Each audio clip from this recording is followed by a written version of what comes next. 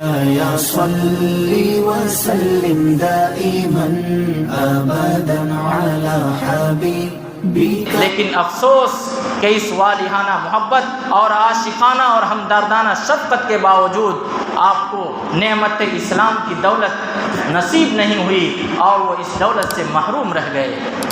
ایک مرتبہ مکہ کے اندر قحط پڑا اور لوگ آئے ابو طالب کے پاس اور کہنے لگے کہ آپ دعا کر دیجئے اللہ تعالیٰ بارش برسا دے. ابو طالب کچھ لوگوں کے ساتھ جاتے ہیں بیت اللہ اور ساتھ میں نبی علیہ السلام کو بھی لے کر جاتے ہیں اور آپ کے پشت کو کعبہ سے لگا کر بٹھا دیتے ہیں. پشت کہتے ہیں پیٹھ کو، یعنی دیوار میں ٹیک لگا کر آپ کو بٹھاتے ہیں اور آپ علیہ السلام انگلی سے اشارہ کرتے ہیں آسمان کی طرف اور اتنی بارش ہوتی ہے کہ مکے کے ہر اندر جتنے نہر اور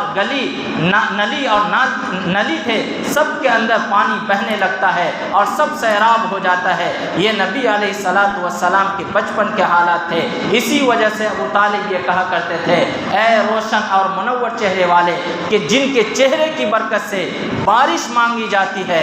یہ نبی علیہ السلام کے شان میں وہ اس طرح کے الفاظ کہا کرتے تھے اور اس طرح کے ترانے گاتے تھے، اس طرح کے اشعار پڑھتے تھے.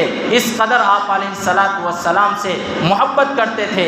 تو آپ علیہ السلام کے ایک انگلی سے جب کہ آپ نبی نہیں بنے تھے بارش ہو گئی اور پورا مکہ سیراب ہو گیا. جب پورے مکے کے اندر قحط پڑا ہوا تھا، پانی کے لیے لالے پڑے ہوئے تھے، کھانے کو کچھ نہیں تھا، زمین سے کچھ نہیں نکل رہا تھا، سب پریشان تھے، بھوکے تھے اور مکہ کے لوگ ابو طالب کے پاس آ رہے تھے دعا کرنے کے لیے. لیکن ابو طالب لے کر جاتے ہیں نبی کو. وہ نبی تو ہمارے بھی نبی ہیں، جبکہ اس وقت نبی نہیں بنے ہوئے تھے، اس وقت آپ کے سر پر نبوت کا تاج نہیں تھا. لیکن آج ہمارے لیے وہ نبی بن چکے ہیں، ہمارے پیغمبر ہیں. تو آج ہم اگر ان کے واسطے سے اللہ سے دعا مانگ لیں گے، ان سے سچی محبت کر لیں گے اور آپ علیہ السلام کے سچے وفادار بن جائیں گے تو کیا آج اللہ تعالی ہمارے مسائل کو حل نہیں کرے گا؟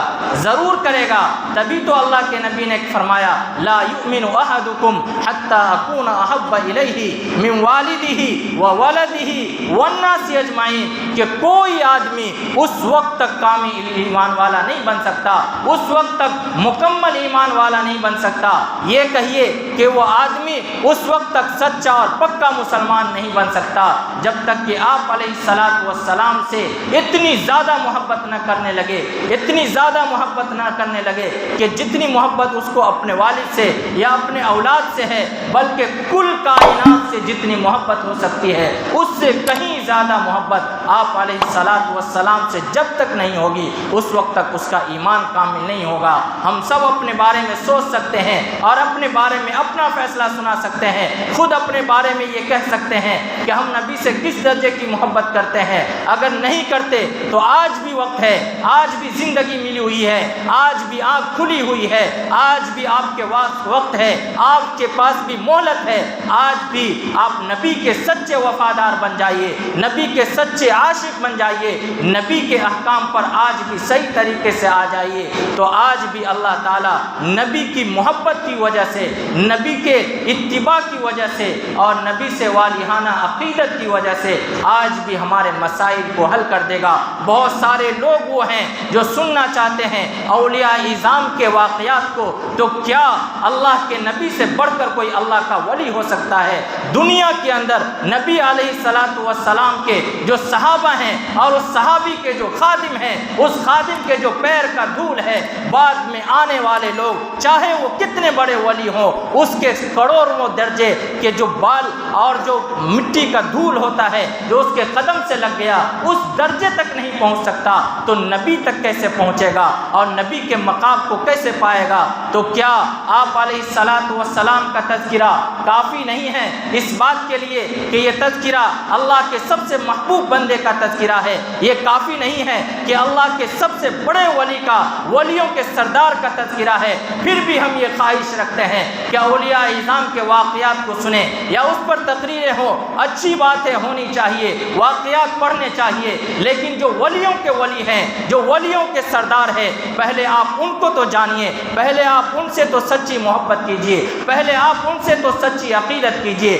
پہلے آپ ان کے احکامات پر تو چلیے۔ آپ کے ارشادات اتنے ہیں کہ ان ارشادات کے ہوتے ہوئے کسی ولی کے ارشادات کی کوئی ضرورت نہیں ہے۔ آپ کے احکام اتنے ہیں، آپ کے طریقے اتنے ہیں کہ کسی اور کے طریقے کو دیکھنے کی ضرورت نہیں ہے، کسی اور کی طرف جانے کی ضرورت نہیں ہے۔ وہ الگ بات ہے کہ آپ اگر اس جیسا بننا چاہتے ہیں اسی طرح کرنا پڑے گا، اور بننے کے لیے ڈائریکٹ آپ اوپر نہیں پہنچ سکتے، زینہ بزینہ جانا جائے گا، اور ایک قدم رکھ کر پھر اگلا قدم رکھیں گے۔ کوئی آدمی چھت پر ایک دم سے نہیں پہنچ جاتا، کوئی آدمی ایک دم سے بلندی پر نہیں پہنچ جاتا، بلکہ ایک ایک قدم کر کے پہنچتا ہے۔ تو اسی لیے جب ہم ولیوں کے واقعات کو سنیں گے، ولی کے طریقے کو دیکھیں گے، چونکہ وہ صحیح طریقے پر عمل کرنے والے ہوتے ہیں، اور صحیح طریقہ ہوتا ہے ان کا جو نبی کا طریقہ ہوتا ہے، وہ جس طریقے پر چل رہے ہوتے ہیں وہ یقیناً سنت نبی کا عظیم درجہ اور عظیم طریقہ ہوتا ہے، چونکہ انہوں نے اپنی زندگی اسی میں لگائی ہے، تو یقیناً ہم بھی کامیابی کو پہنچ جائیں گے۔ لیکن ہمیں سچی محبت ہونی چاہیے اپنے نبی سے، اور سچا پیار ہونا چاہیے اپنے نبی سے، کہ جس نبی نے بچپن میں ہی ایسے ایسے واقعات اور آپ علیہ الصلاۃ والسلام کی زندگی سے ایسے ایسے معجزات ہوئے کہ آپ نے دیکھا انگلی کے ایک اشارے سے آسمان سے بادل برسا، اور بعد میں ایک اشارے سے چاند کے 2 ٹکڑے ہوئے، آپ کے انگلی ہی سے پانی کا چشمہ جاری ہوا، اور آپ کے انگلی ڈبا دینے سے پانی میں اتنی برکت ہوئی کہ کئی صحابہ نے اس پانی سے وضو کیا۔ آپ کے ایک انگلی سے ہی جب اس کو دودھ میں رکھ دیا گیا تو سارے صحابہ سیراب ہو کر پی گئے۔ تو کیا ہم آپ علیہ الصلاۃ والسلام سے محبت کریں گے، آپ کے احکام پر چلیں گے، تو کیا ہماری زندگی میں برکت نہیں آئے گی؟ کیا ہمارے کاروبار میں برکت نہیں آئے گی؟ کیا ہماری زندگی سے پریشانیوں کا خاتمہ نہیں ہو جائے گا؟ کیا ہماری زندگیوں سے الجھنوں کا خاتمہ نہیں ہو جائے گا؟